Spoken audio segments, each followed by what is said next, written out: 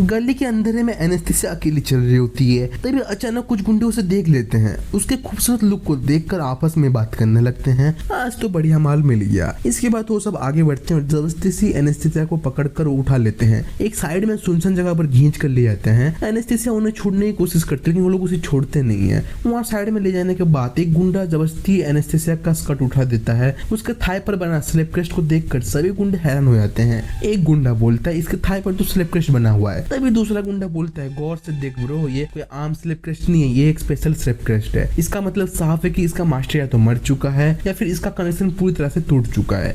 इसका फिलहाल कोई ओनर नहीं है तो हम इसे बड़ी आसानी से अपना बना सकते हैं। एनेस्थीसिया दर्द से कांपते हुए मनी मन सोचती है इस दुनिया में कोई अच्छा इंसान नहीं है, सभी के सभी दरिंदे हैं। इस श्रापित स्लिप क्रेस्ट की वजह से मैं सभी आजाद नहीं हो पाई, ना कभी मैं मर सकती हूँ। मेरी किस्मत में सिर्फ जिल्लत ही लिखी हुई है। वो सब होकर आंख बंद कर देती है और गुंडे उसे कपड़े खोलने वाले ही थे तभी वहाँ पे अपना हीरो इब्ताल का एंट्री होता है। एक गुंडा उसे देखते ही चिल्लाता है, हे किड तू कौन है, चल निकल यहाँ से, हमारे बीच में मत आना वरना तेरा भी बहुत बुरा हाल होगा। लेकिन इब्ताल बिना डर के वहाँ तरफ देखता है और बोलता है तुम लोग यहाँ से निकलो वरना तुम लोग के साथ अच्छा नहीं होगा, और अपना खौफनाक मैजिक ऑरा रिलीज करता है। उसके बॉडी और आंखों से इतना डेंजरस ऑरा निकलते देख सभी की फट जाती है। गुंडे डर के मारे कांपने लगते हैं और कहते हैं इसका इतना डेंजरस ऑरा क्यों है। गुंडे अपनी जान बचाने के लिए इब्ताल से माफी मांगते हैं और सभी एक के बाद एक भाग जाते हैं। गुंडों के जाने के बाद इब्ताल एनेस्थीसिया का आंख खोलता है। इब्ताल पूछता है तू मेरी तलवार राइफल लेकर बिना बताए क्यों भाग गई थी। एनेस्थीसिया डर के मारे जमीन पर झुक जाती है और रोते हुए कहती है मुझे माफ कर दो मास्टर, इस स्लिप क्रेस्ट की कोई नहीं तोड़ सकता, ये गॉड की पावर से प्रोटेक्टेड है और ऐसा कॉन्टेक्ट है कि मैं कुछ भी नहीं कर सकती, मैं कुछ भी ना चाहे भी मेरे को ऑटोमेटिक सब करना पड़ता है। इब्ताल उसके सर के पास अपना हाथ रखता है और क्लेम टोन में कहता है गॉड की पावर, मुझे किसी गॉड से कोई लेना देना नहीं है, मेरा नाम इब्ताल है, मैं लेजेंडरी सेज लाइटनिंग एम्परर इब्ताल ऑर्कट हूँ, अब मैं इस नई बॉडी में रिकार्नेट हुआ हूँ। ये सुनकर एनेस्थीसिया पूरी तरह शॉक हो जाती है और वो पूछती है क्या वो सच में लेजेंडरी 4 एम्परर में से एक है। उसके लिए इस बात पर यकीन करना बहुत मुश्किल होता है लेकिन तभी वो सब सोचती है कि कैसे इब्ताल आराम से लेवल 10 के स्पेल यूज करता था, सभी लोग आराम से हरा देता था।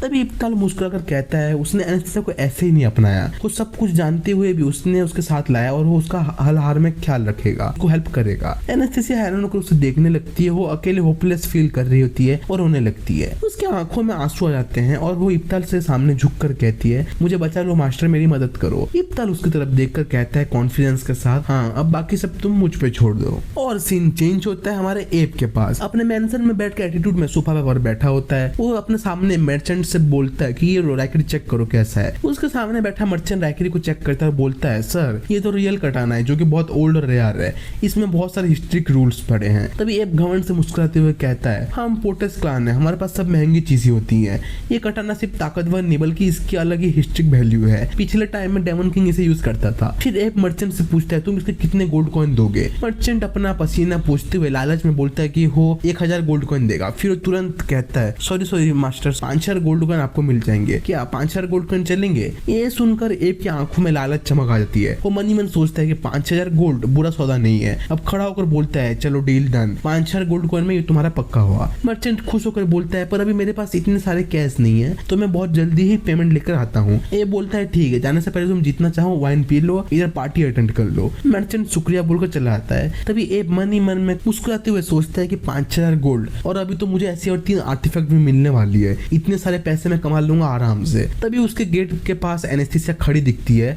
एप उसे देखकर मुस्कुराते हुए कहता है इस लड़की से पैसे कमाना बहुत आसान है, ये तो बढ़िया काम किया। फिर एप एनेस्थीसिया से कहता है कि क्यों इतनी जल्दी वापस आ गई, अब समझ आया कि तुम चाहे जितना दूर भाग जाओ तुम्हें वापस आना ही पड़ेगा, मुझसे कभी पीछा नहीं छुड़वा सकती। एनेस्थीसिया अपने सर झुकाए और डर से कांपते हुए बोलती है कि प्लीज वो वापस कर दो। एप उसका मजाक उड़ाते हुए चिल्लाता है कि जोर से बोल, तेरी आवाज बहुत धीमी है। फिर एनेस्थीसिया आंखों में आंसू लिए बोलती है कि वो कटाना प्लीज वापस कर दो।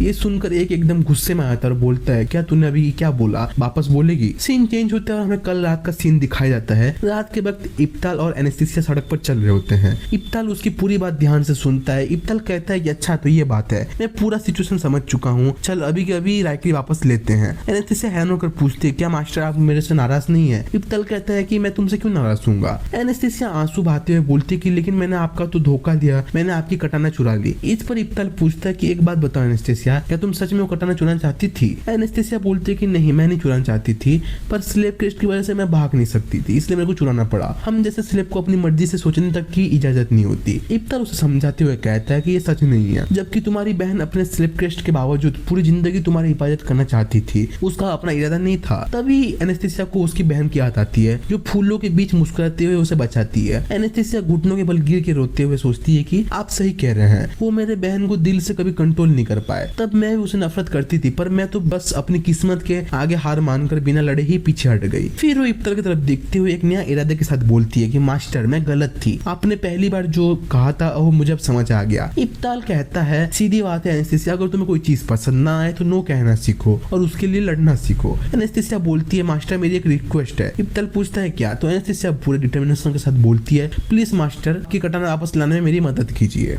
एप एनेस्थीसिया को धमका रहा होता है कि अगर उसने दोबारा बोला तो अच्छा नहीं होगा। एनेस्थीसिया रोते हुए उससे रिक्वेस्ट करती है प्लीज इब्ताल को कटाना वापस कर दो, लेकिन एप उसकी गर्दन दबाकर बोलता है बड़े बदतमीजी से तूने यदि वापस बोलने की मजाल भी लिया तो तेरे लिए अच्छा नहीं होगा। तेरे को कैसी हिम्मत हुई तू अपने मालिक को ऑर्डर दे सके। एप के चेहरे पर शैतानी हंसी आती है और एनेस्थीसिया को हवा में उठाकर बोलता है मैं चाहूँ तो तेरे साथ जितने बच्चे पैदा करना चाहूँ कर सकता हूँ और तुझे फेंक दूंगा। तेरे सभी बच्चों से मैं चोरी कराऊंगा और डकैती कराऊंगा। लेकिन एनेस्थीसिया डर के बावजूद पूरे यकीन से बोलती है कि ये उसका खुद का फैसला है और वो अभी इससे नहीं भागेगी। उसने बहुत ज्यादा भाग के कायर बनकर रह लिया। एप के परिवार के सामने वो बहुत ज्यादा झुक चुके, लेकिन अभी वो उसकी बात मान के रहेगी। एनेस्थीसिया का बदला हुआ एटीट्यूड देखकर एप भड़क जाता है। वो बोलता है मुझे पता नहीं उस इंसान ने तेरे कान में क्या भरा है, लेकिन मैं तेरा घमंड तोड़ के रहूंगा। एप उसे जमीन पर पटक देता है और कटाना के मियान यानी कि जो कॉपर है उससे ब्रूटल तरीके से मारने लगता है। एनेस्थीसिया इतने मार खाने के बावजूद भी हार नहीं मानती और वो कटाना को जोर से पकड़ कर कहती है एप उसे कंटिन्यूअसली मारे लेकिन वो हार नहीं मानेगी। वो बहुत ज्यादा कायोर की तरफ चुप रह चुकी है,